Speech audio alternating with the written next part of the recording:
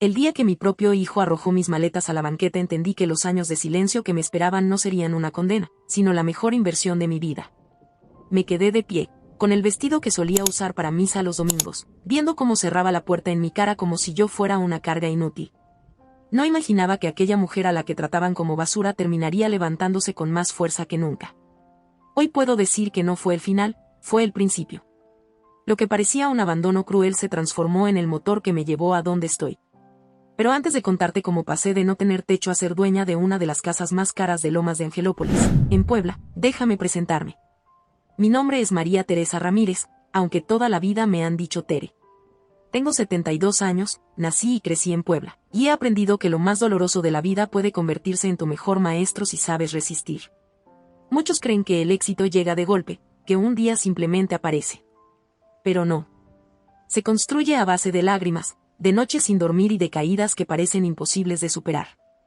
Y aquí quiero abrir una pausa contigo. Dime en los comentarios si alguna vez tuviste que empezar de cero en tu vida. No importa la edad ni la situación, tu historia puede inspirar a alguien que ahora mismo está pasando por lo mismo.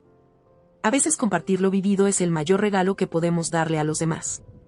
Regresando a lo mío, todo comenzó el 15 de octubre de 2012, el día en que mi mundo se vino abajo.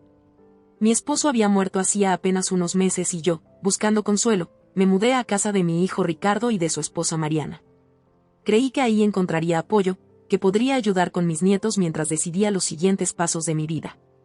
El seguro de vida de mi marido no era gran cosa, pero pensé que la familia estaba para acompañar, no para darle espalda. Aquella mañana, Ricardo me llamó a la sala. Su tono era frío, un tono que jamás había escuchado en su voz. Mariana estaba detrás de él, con los brazos cruzados y esa expresión arrogante que había aprendido a soportar durante años. «Mamá, tenemos que hablar», me dijo él, sin mirarme a los ojos. «¿Qué pasa, hijo?», pregunté, dejando mi taza de café sobre la mesa que, irónicamente, había ayudado a pagar con parte de mi pensión. Fue Mariana quien tomó la palabra. «Esta situación ya no funciona. Los niños están confundidos, no saben quién manda en la casa. Usted es muy terca, Tere. Esto no puede seguir así». Esperé que Ricardo interviniera, que recordara que fui yo quien lo sacó adelante desde que su padre nos dejó cuando él tenía apenas 8 años. Pero no. Evitó mi mirada, como si yo fuera una desconocida. «¿Y a dónde se supone que voy?», pregunté con la voz quebrada. «Ese ya no es nuestro problema», contestó Mariana, encogiéndose de hombros, con una sonrisa fría que todavía me duele recordar. «Usted es adulta. Arrégleselas». 20 minutos después, toda mi vida estaba reducida a 2 maletas y una caja de cartón. 60 años de recuerdos guardados a la fuerza. Mariana, con fingida amabilidad, me informó que lo demás lo enviaría a la beneficencia. Ricardo cargó mis cosas y las dejó en la banqueta, bajo un cielo que amenazaba tormenta. Por un instante vi en sus ojos al niño que lloraba cuando yo me iba a trabajar. Pero esa chispa desapareció cuando Mariana se paró a su lado. Un taxi llegó justo cuando comenzaron a caer las primeras gotas de lluvia. Subí sin voltear atrás, no porque fuera fuerte, sino porque estaba rota. Desde la ventanilla alcancé a ver cómo Mariana ya pensaba en redecorar la habitación que había sido mía. En mi bolsa llevaba apenas 8,400 pesos, ni un plan, ni un hogar. Lo único que tenía era la certeza de que no podía quedarme ahí rogando. El lugar donde terminé fue un hotel barato en la carretera federal Puebla-Atlixco. $43 la noche, unos 600 pesos entonces, por una habitación que olía a cloro barato y sueños rotos. Pero tenía techo, y una cerradura que me protegía, y eso, después de ser echada como si nada, ya era un lujo. El encargado del hotel, un hombre mayor llamado Don Vicente, me miró con compasión desde el primer día. «Usted no es como los demás que se hospedan aquí», me dijo en voz baja cuando me pasó una toalla extra. Tenía razón. Muchos huéspedes eran albañiles que trabajaban por temporadas o personas que escapaban de problemas. Yo solo estaba escapando de la verdad, mi hijo me había desechado. Las mañanas eran las peores. Despertaba en esa cama angosta, y por un segundo olvidaba dónde estaba. Creía escuchar las risas de mis nietos, el ruido de una familia desayunando. Luego abría los ojos y solo tenía enfrente un aire acondicionado viejo que gemía como animal herido. Pero lo que Ricardo y Mariana no sabían era que yo no soy de las que se rinden. Nunca lo he sido. Cuando Ricardo era niño, trabajé en lo que fuera para sostenerlo. 3 empleos al mismo tiempo. Limpiaba oficinas por las noches, atendía en una tienda durante el día y los fines de semana planchaba ropa ajena. La supervivencia nunca fue ajena para mí, simplemente había olvidado lo fuerte que podía llegar a ser. Así que lo primero que hice fue caminar hasta la biblioteca pública cada mañana. Tenía internet gratis, aire acondicionado y, lo más valioso, acceso a bolsas de trabajo. A mis 60 años nadie se peleaba por contratarme, pero yo no buscaba limosnas, buscaba una oportunidad. En la cuarta entrevista de esa semana, conocí a la señora Sara Morales, dueña del vivero El Edén. Tenía mis años, uñas siempre llenas de tierra y una actitud franca que de inmediato respeté. ¿Sabe de contabilidad?, me preguntó. 20 años, respondí. Había manejado las cuentas del negocio de construcción de mi difunto esposo. Lo que no le dije fue que en 10 minutos en su oficina ya había detectado al menos 3 fugas de dinero. Un sistema de inventario caótico, proveedores que le cobraban de más y precios que no se actualizaban desde hacía años. El pago no es mucho, advirtió ella. $15 la hora, medio tiempo. ¿Cuándo empiezo?, respondí sin dudar. Ese primer cheque, $240, lo recibí como si hubiera ganado la lotería. Después de 6 semanas viendo cómo mis ahorros se evaporaban, volver a ganar dinero me devolvió el aire. Poco a poco, la habitación del hotel dejó de ser un agujero transitorio y comenzó a parecerse a un hogar. Compré una cafetera pequeña, colgué unas fotos familiares y hasta puse una plantita en la ventana. Si esa iba a ser mi vida, sería con dignidad. 3 meses después llegó mi primer gran hallazgo. Descubrí que Sara tiraba miles de pesos en plantas cada temporada. Todo lo que no se vendía lo echaba al contenedor. Así funciona este negocio, me explicó, resignada. Pero yo veía otra cosa. Veía oportunidad. Cuando le propuse recuperar esas plantas, me miró como si estuviera loca. ¿Quiere revivir lo que ya está muerto?, me dijo incrédula. No están muertas, solo están dormidas, respondí. En ese entonces ya me había mudado del hotel a un estudio minúsculo encima de la taquería Los Hermanos. La renta eran 13,000 pesos al mes, casi todo lo que ganaba, pero era mío. Nadie podía echarme de un día para otro. Sara me permitió llevarme 3 camionetas repletas de plantas marchitas, tal vez pensando que así aprendería una lección. Pero lo que aprendí fue que tenía un don que no había descubierto antes. Mi pequeño estudio se convirtió en un invernadero improvisado. Cada rincón, cada repisa, cada ventana estaba cubierta de macetas. En las noches me quedaba investigando cuidados en las computadoras de la biblioteca, mirando tutoriales, probando mezclas de tierra y nutrientes. Los vecinos empezaron a verme raro. La señora Carmen, del departamento de abajo, murmuraba que seguro escondía un negocio ilícito. Demasiadas plantas para ser normal, decía cada vez que me cruzaba. Pero en febrero ocurrió lo inesperado, los tallos resecos empezaron a llenarse de brotes verdes. Aparecieron capullos. Mi estudio se transformó en una selva viva, un espectáculo que yo misma no podía creer. Tenía más de 200 plantas, de las cuales 150 estaban floreciendo como nuevas. Cuando llevé el primer lote de regreso al vivero, Sara abrió los ojos como platos.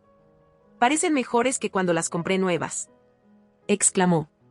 Le dije que no estaban muertas, contesté, tratando de esconder mi sonrisa. Esa venta me dejó 8,400 pesos en un solo día. Más de lo que había ganado en todo un mes de trabajo. Y dentro de mí, algo despertó. No se trataba solo de probar un punto, era descubrir que tenía un talento capaz de transformarse en un negocio real. En marzo de aquel año regresé al vivero con la camioneta cargada de plantas que parecían recién salidas de un invernadero profesional. Sara no lo podía creer. Me pagó la mitad del precio original por cada una y yo, con el corazón latiendo fuerte, recibí en un solo día más dinero del que había juntado en semanas. Fue como respirar aire fresco después de tanto hundimiento. Ese fue el primer momento en que me convencí de que no estaba destinada a vivir con lo poco que me daban, ni a aceptar el rechazo de mi propio hijo. Lo que había comenzado como una necesidad desesperada se convirtió en un talento que podía abrirme puertas. Desde entonces cada tarde la dedicaba a rescatar plantas muertas. Mi estudio en la taquería Los Hermanos se llenó tanto de macetas que apenas quedaba espacio para dormir. A veces despertaba en medio de la noche con el olor de la tierra húmeda y las hojas recién brotadas. Había encontrado una misión, dar vida donde otros veían basura. Con cada lote que regresaba al vivero, mis ingresos aumentaban. No era una fortuna, pero era un inicio. Lo curioso es que mientras mis manos estaban manchadas de tierra, mi mente se limpiaba. Ya no lloraba cada mañana pensando en mis nietos, ni repasaba la traición de Ricardo y Mariana con la misma rabia. Empezaba a sentir que el futuro aún me pertenecía. Poco a poco, mi nombre comenzó a sonar entre clientes del vivero. Esa señora que revive plantas, decían. Y cuando alguien soltaba comentarios burlones, Sara los corregía: no es suerte. Es trabajo.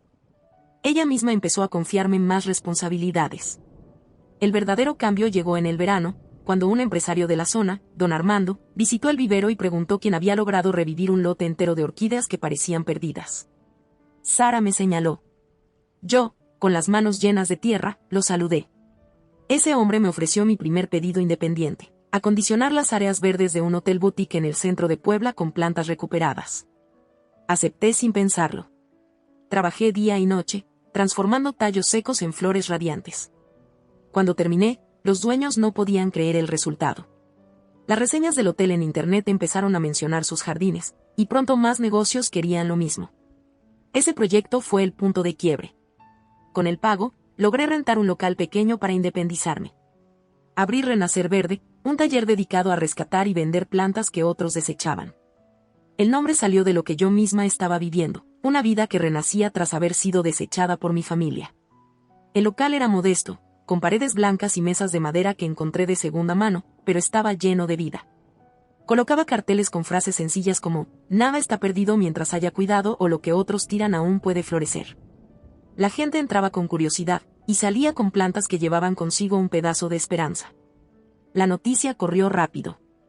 Vecinos, maestros, incluso estudiantes universitarios comenzaron a visitarme para aprender cómo rescatar sus propias plantas. Una reportera local hizo una nota en el periódico sobre la abuelita que revive lo marchito. Ese artículo fue compartido decenas de veces en redes sociales. Y de pronto, sin darme cuenta, lo que empezó con 3 camionetas de plantas casi muertas se estaba convirtiendo en un negocio real.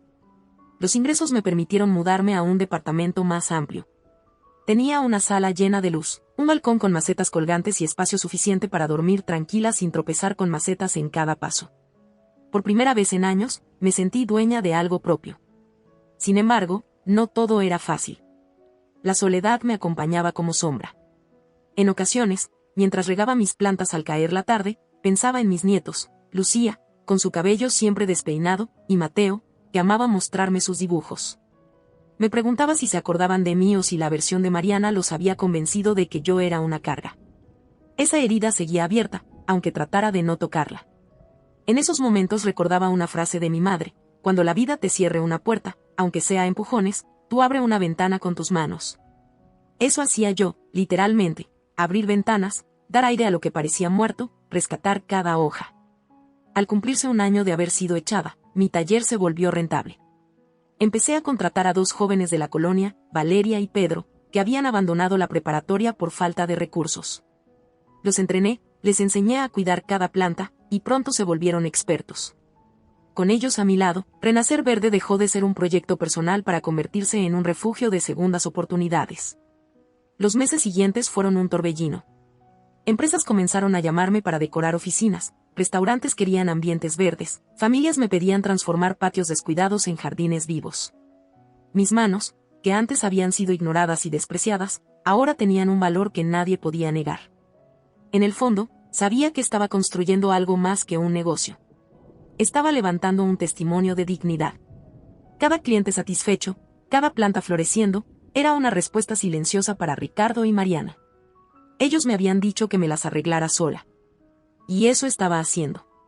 Un día, mientras revisaba cuentas, me di cuenta de algo asombroso. En menos de 3 años había ahorrado lo suficiente para pensar en comprar una propiedad grande. No un simple departamento, sino una casa que reflejara la lucha que había vivido. Y así, con el apoyo de un asesor que me recomendó un cliente, encontré una mansión en Lomas de Angelópolis.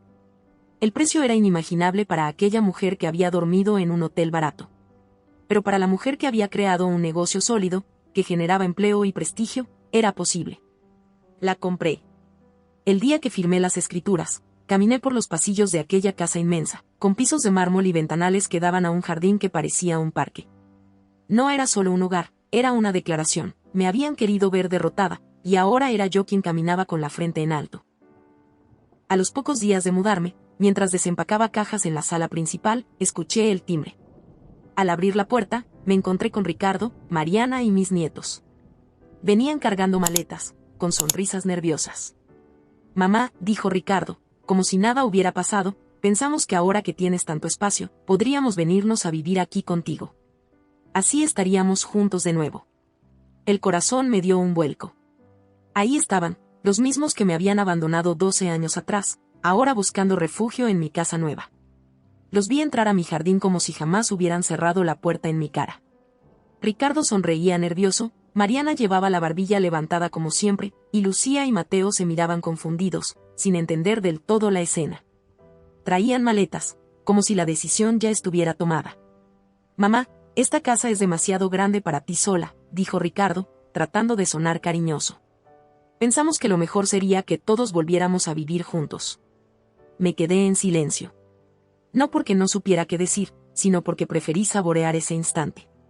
El eco de sus palabras me recordaba al día en que me habían echado con la misma facilidad con la que ahora pedían entrar. 12 años de ausencia borrados con una frase. ¿Volver a vivir juntos? Repetí despacio, como si degustara cada sílaba. ¿Después de lo que hicieron? Mariana se adelantó, sonriendo como si su dulzura fingida pudiera tapar los años de desprecio. Todos cometemos errores, Tere. Pero mira, ahora podemos empezar de nuevo. La familia unida no es lo más importante. Me ardieron las manos de contenerme. La mujer que un día se quedó callada en la banqueta con 2 maletas ya no existía. Ahora era otra. Familia es apoyar en los peores momentos, dije finalmente, mirándolos directo a los ojos. No abandonar a una madre viuda porque estorba. El silencio cayó pesado. Lucía fue la primera en bajar la mirada, mientras Mateo apretaba los labios. Mariana bufó, ofendida. Exageras, Tere. Todos estábamos bajo presión. Además, ya pasó mucho tiempo. Recordé entonces las noches en el hotel barato, el ruido del aire acondicionado roto, las lágrimas que me tragaba para no sentirme derrotada. ¿Y ahora pretendían que nada había ocurrido? ¿Sabes qué es lo que nunca pasa, Mariana? Respondí con calma. La memoria de un hijo cerrando la puerta a su propia madre. Eso no se borra. Ricardo intentó suavizar la tensión. Mamá, no lo veas así. Hoy tenemos la oportunidad de recuperar lo perdido. Los niños podrían crecer cerca de ti. Ellos no tienen la culpa de nada. Y ahí, por un instante, mi corazón dudó. Porque era cierto, Lucía y Mateo no me habían hecho daño. Eran víctimas de las mentiras de sus padres. Me dolía pensar en todo lo que nos habían robado, cumpleaños, abrazos, conversaciones simples. Pero sabía que esa culpa no debía anular la justicia que me debía a mí misma. Respiré hondo y caminé hacia la sala. Ellos me siguieron, arrastrando sus maletas con descaro. Se sentaron como si ya fueran parte del lugar. Mariana incluso dejó su bolsa sobre mi mesa de cristal, como si fuera dueña. Bueno, dijo ella, ¿qué cuartos nos vas a asignar? La risa me salió sola, seca y fuerte.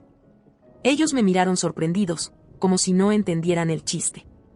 ¿De verdad creen que después de 12 años de silencio, después de haberme condenado a la calle, van a entrar aquí como si nada, de verdad? Ricardo se revolvió incómodo en el sillón. Mamá, no lo digas así. Estábamos confundidos, necesitábamos espacio. Espacio fue lo que me dieron de sobra, lo interrumpí. Espacio en la banqueta, espacio en un hotel de mala muerte, espacio en cada llamada que nunca hicieron. Y ahora, que ven esta casa, resulta que quieren acortar distancias. Lucía me miró con ojos vidriosos. Abuela, ¿de verdad papá y mamá te corrieron de la casa? La pregunta cayó como piedra en el agua. Ricardo intentó hablar, pero Mariana lo interrumpió. Lucía, no todo es tan simple. La abuela también tenía sus cosas. No, hija, respondí suavemente, no fui yo. Fuiste tú, Ricardo. Y tú, Mariana. Me echaron sin pensar en lo que significaba. Mateo frunció el ceño. Pero nos dijeron que te habías ido porque querías una vida nueva, que preferías estar lejos. Me quedé helada. Ahí estaba la mentira que habían sembrado. No, mis niños. Yo nunca los abandoné. Fueron sus padres quienes me apartaron de ustedes. Y esa herida no se cura con maletas en mi puerta. Mariana perdió la paciencia. Basta ya de dramatizar. No estamos aquí para pelearnos. Estamos aquí porque necesitamos un lugar. Tú tienes espacio, nosotros tenemos problemas, así que lo lógico es unirnos. Me acerqué despacio, con pasos firmes. ¿Lógico? Lo lógico habría sido que mi propio hijo no me dejara en la calle. Lo lógico habría sido que una nuera no me tratara como basura. No me hablen de lógica ahora que les conviene. Ricardo tragó saliva. Vi cómo sus manos temblaban.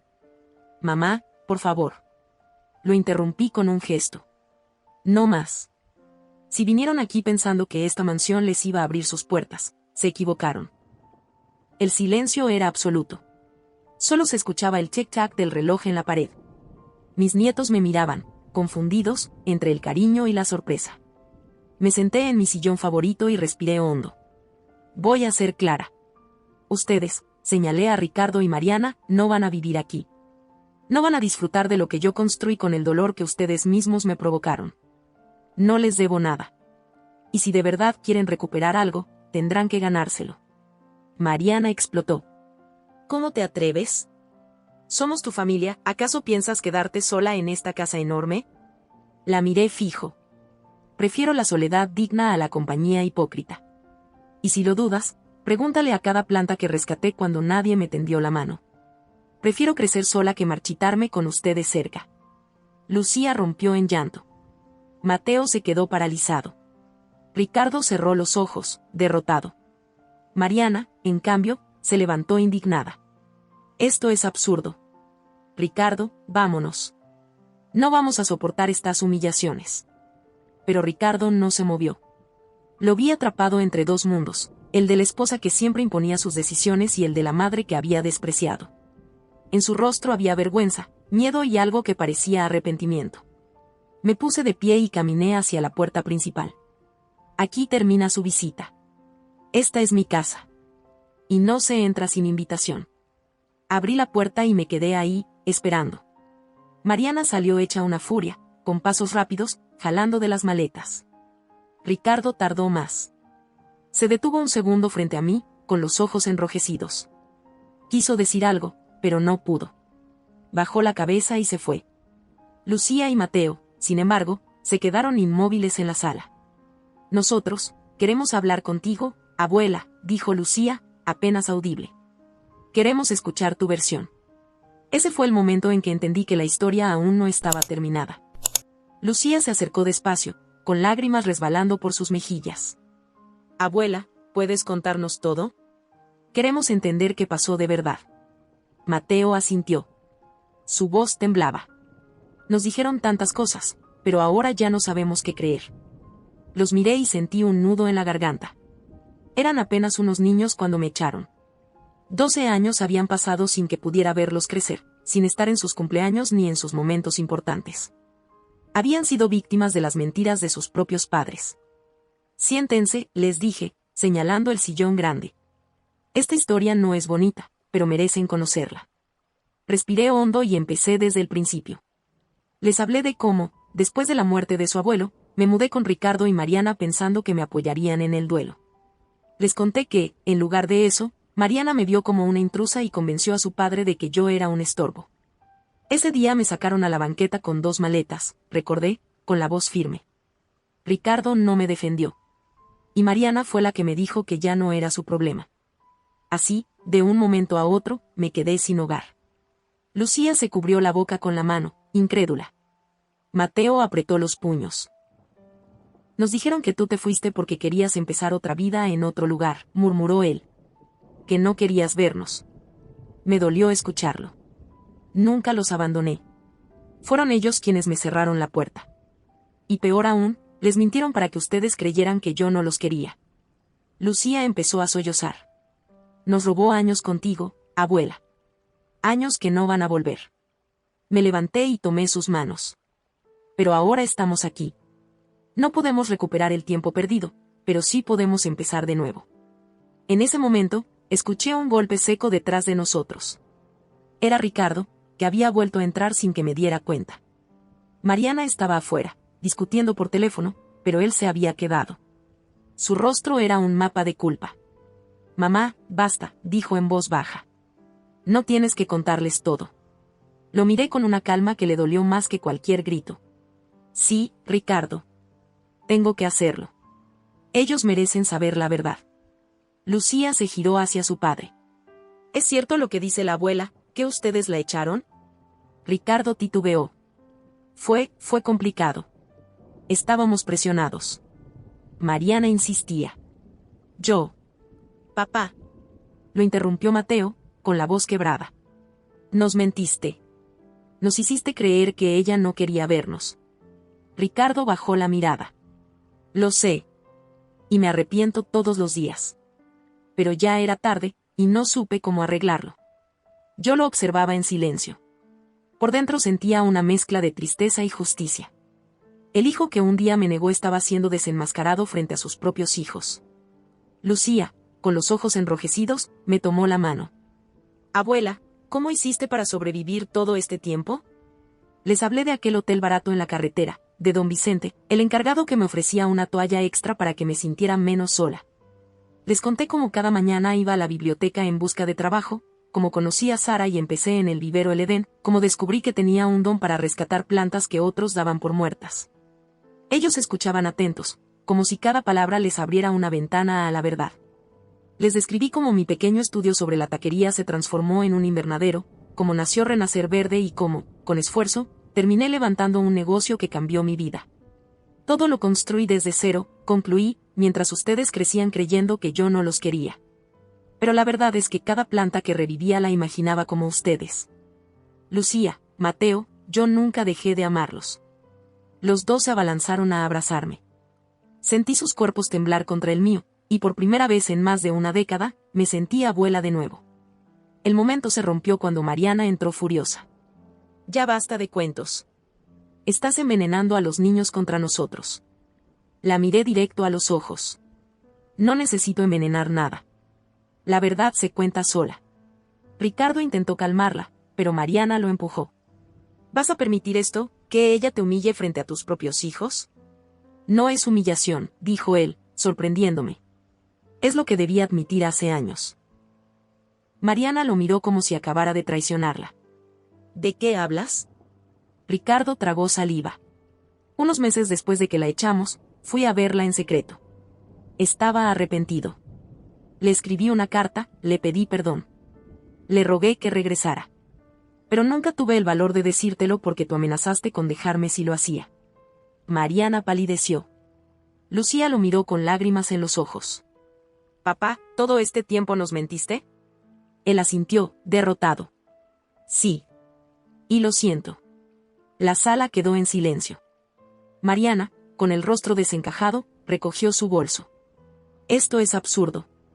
No pienso quedarme a escuchar más mentiras. Vámonos, Ricardo. Pero esta vez él no se movió. Se quedó sentado, mirando a sus hijos, mientras Mariana salía hecha una furia. Yo aproveché el momento. Ricardo, lo que hiciste me marcó para siempre. No se borra con disculpas tardías. Si de verdad quieres recuperar algo, tendrás que demostrarlo con hechos. Él asintió, con lágrimas en los ojos. Lo haré, mamá. Te lo prometo. Lucía y Mateo me abrazaron de nuevo. No queremos volver a perderte, susurró ella. Los acompañé hasta la puerta. El sol ya se estaba ocultando, tiñendo el cielo de naranja. Vi cómo se alejaban por el camino de piedra, mientras mi corazón latía con una mezcla de dolor y esperanza. Aquella noche, sentada en mi sala con una taza de café, entendí que la vida me había dado una segunda oportunidad. No podía borrar los años perdidos, pero sí podía decidir qué hacer con los que quedaban. Y aunque la herida seguía abierta, por primera vez no me sentía sola, tenía a mis nietos de mi lado, y eso valía más que cualquier mansión.